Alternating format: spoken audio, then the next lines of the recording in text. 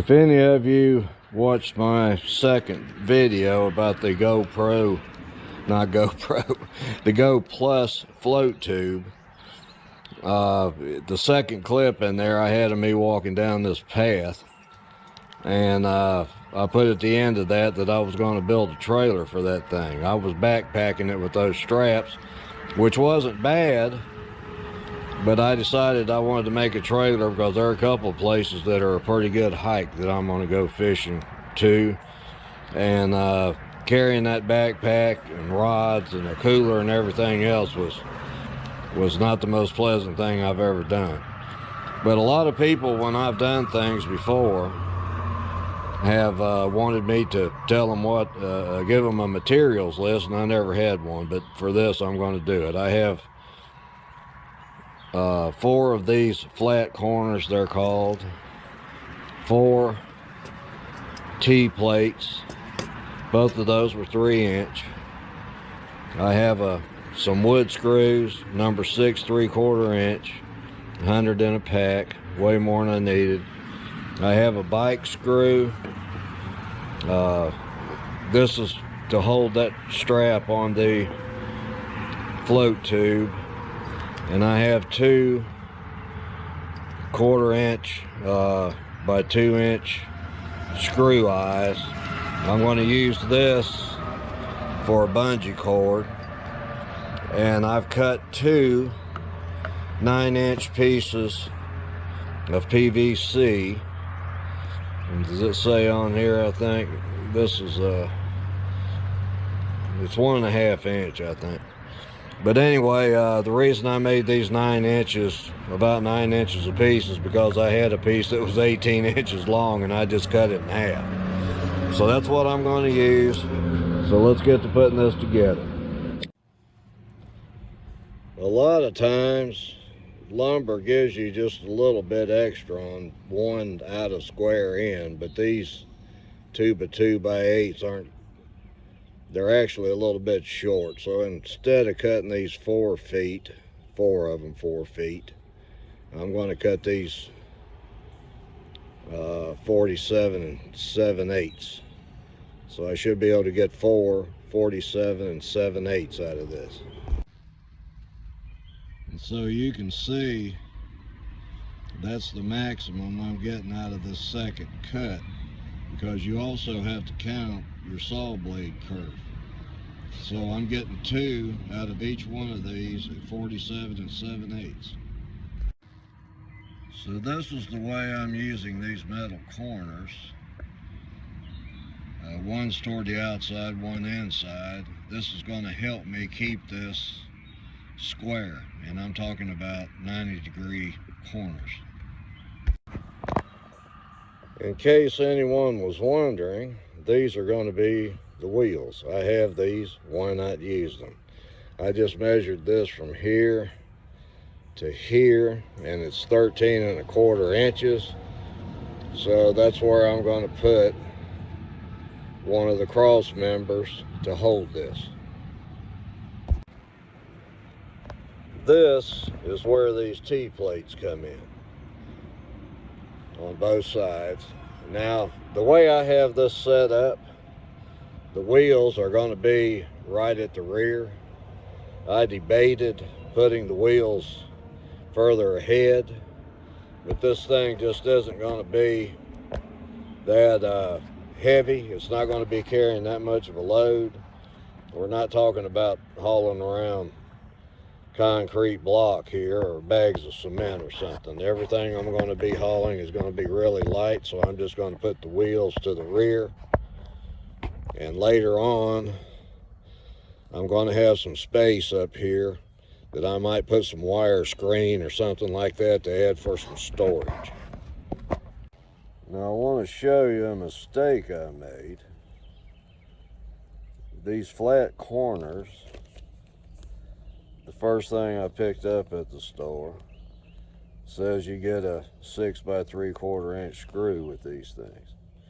Okay, so I went over and bought some 3-inch T-plates, and I just found out trying to put the T-plates on that this takes a number 8 by 5/8 So I went ahead, I had to go back to the store. I went ahead and bought some number 8 by 3/4 instead of 5/8.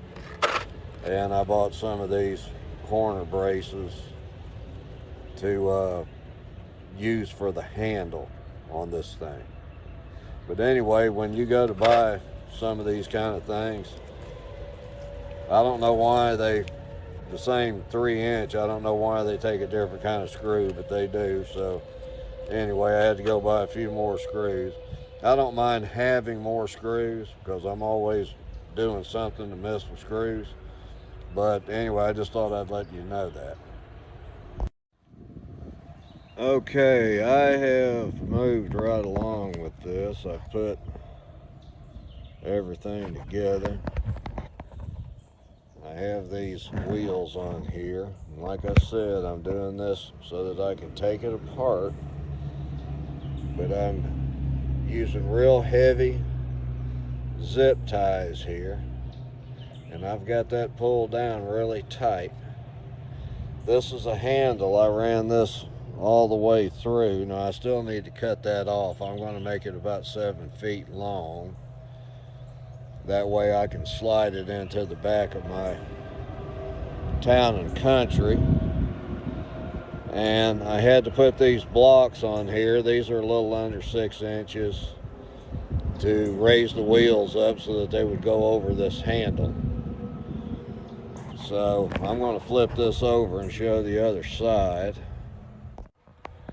Now I did decide after I started putting this together that I would move these wheels forward instead of having them right at the back.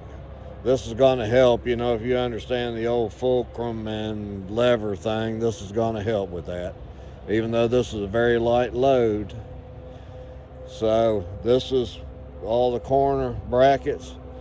Now, before anybody says anything, I understand that I didn't need to use this relatively expensive hardware.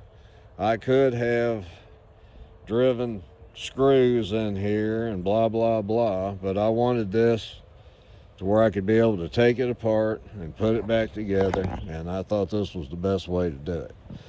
Now on these over here, when I put these little blocks, I didn't have anything but 3-inch screws, and I didn't want them going all the way through. So I put a washer on there, and it's driven up tight against that washer, but it sticks up a little bit. So on all of the hardware around the corners, because I don't want anything snagging material or causing a puncture in those bladders, I'm going to put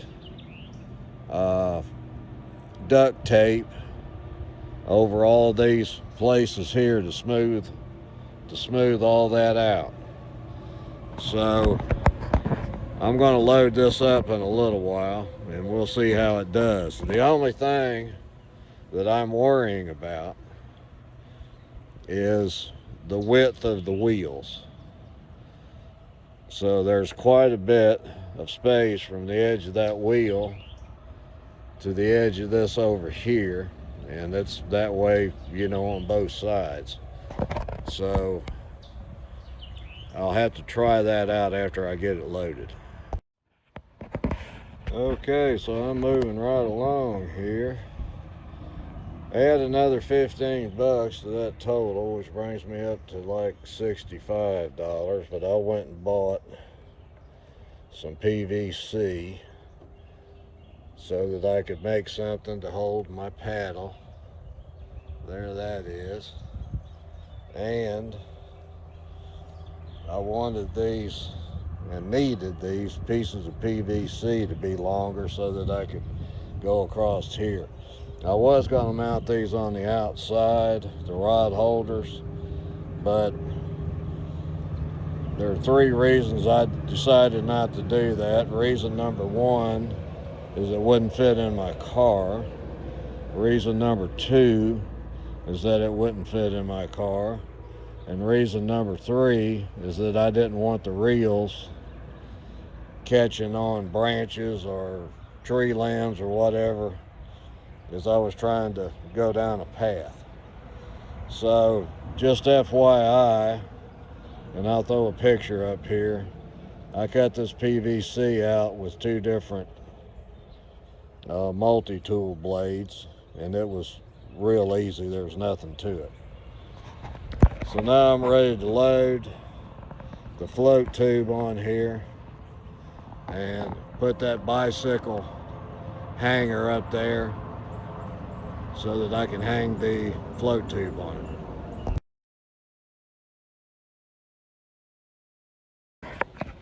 Just real quick, I added a spacer here because the front of the float tube was trying to go down into that gap. And I measured this. I have two of these tubs, so I measured this back so that these tubs would hold in there. Now, whether I'll ever need this extra storage or not, I don't know, but it's there if I need it. So you see there's a hanger strap on this GoPlus float tube, so that's where I put that bicycle hook. And the next thing, I put these eye screws here to hold a bungee cord that goes all the way across. I spaced this right in front of this here because I thought that might be a place to help hold there. So let's go roll this thing and see how steady it is. I purposely took this across a couple of deep ruts, and it didn't tip at all. It was perfectly balanced. Thing worked great. See you at the fishing hole.